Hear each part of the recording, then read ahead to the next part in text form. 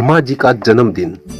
एक बार ब्रह्मा जी अपने जन्मदिन पर अपने द्वारा बनाई गई सृष्टि के बारे में सोच रहे थे। उन्हें लगा था कि उन्होंने सृष्टि का विस्तार करके कुछ भूल की है।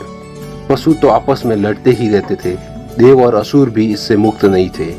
कई बार तो सूर और असुरों का युद्ध बहुत ही भयंकर होता था। वही इसी सोच में रहते थे कि किस प्रकार इन लोगों को सही पाठ पढ़ाया जाए। एक बार की बात है, ब्रह्मा जी भगवान विष्णु का ध्यान कर रहे थे। उनका जन्मदिन निकट आ रहा था। वो चाहते थे कि अपना जन्मदिन वह भगवान के चिंतन भजन में मग्न होकर बनाए। आखिर उनका जन्मदिन आया। वह प्रातः काल उठ करके भजन पूजन करने लगे। भजन पूजन के बाद वह बैठकर संसार के बारे में सोच रहे थे। तभी उन्हें लगा कि चारों ओर से जय जयकार की ध्वनि आ रही है। उनके पुत्र नारद जी वीणा बजाते हुए और हरि नाम का गायन करते हुए आ पहुंचे। ब्रह्मा जी ने पूछा, वत्स नारद, ये कोहलाल कैसा है? किसका स्वर सुन पड़ रहा है? लोग इधर की बढ़ आ रहे हैं। ये कौन लोग हैं? ब्रह्मलोक में धावा बोलने आ रहे हैं। नारद जी ने कहा, पिताजी, क्या आपको पता नहीं? आपकी जन्मदिन है। जन्मदिन मनाने के लिए सूर असुर मानव और पशु योनि के प्राणी भारी संख्या में आ रहे हैं। वे आपकी जय जयकार भी कर रहे हैं। नारद जी का कथन सुन ब्रह्मा जी सोच में पड़ गए। अब क्या किया जाए?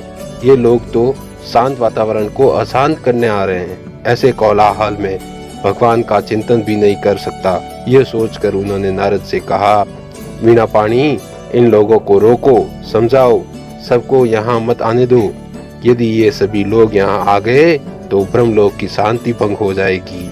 और सुनो, पशु योनि के जीवों से कहो कि वे जाए।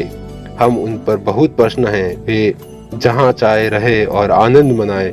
सूर असुर और मानव बुद्धिमान हैं, अच्छा बुरा सब समझते हैं, इसलिए उनके 5-5 लोगों को बुला लो। हाँ नारद, एक बात का ध्यान रखना कि सभी लोग एक साथ ना आए। अगर सभी प्रतिनिधि एक साथ आ गए तो परस्पर झगड़ने लगेंगे। सबसे पहले सूर समुदाय का प्रतिनिधि आना चाहिए। वे जब चले जाएं तो असुरों के प्रतिनिधि को आने देना। उसके बाद मनुष्यों के प्रतिनिधि से मिलूंगा।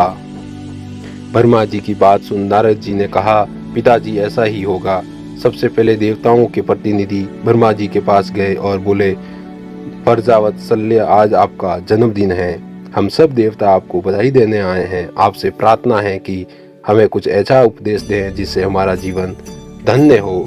ब्रह्मा जी ने देवताओं की बात सुनी, फिर आंख बंद करके कुछ सोचा। उसके बाद कहा, जाओ, दम में जीवन बिताओ। इसके बाद असुरों की बारी आई।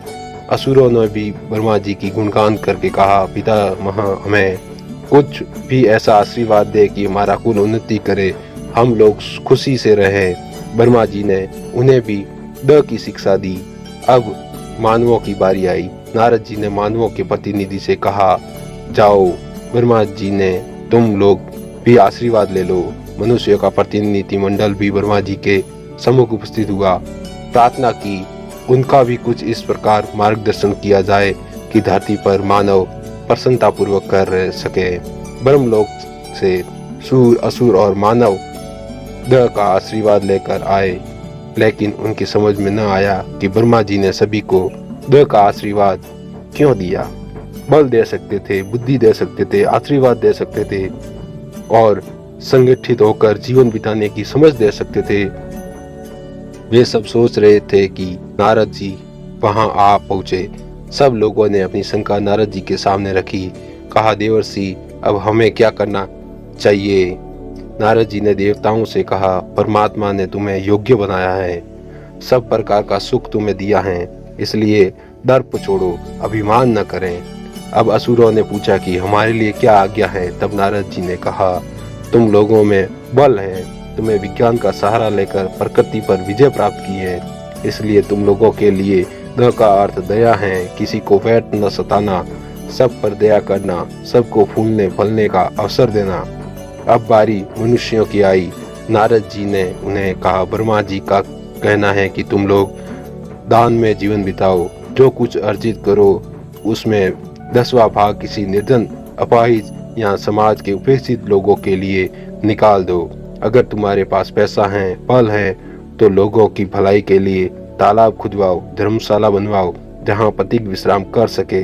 इस प्रकार ब्रह्मा जी ने देव, असुर और मानव सभी को देव का वरदान देकर जन्मदिन बनाया। दोस्तों, वीडियो अच्छा लगा है तो लाइक, कमेंट, शेयर करना ना भूलें और चैनल को सब्सक्राइब जरूर करें। धन्यवाद।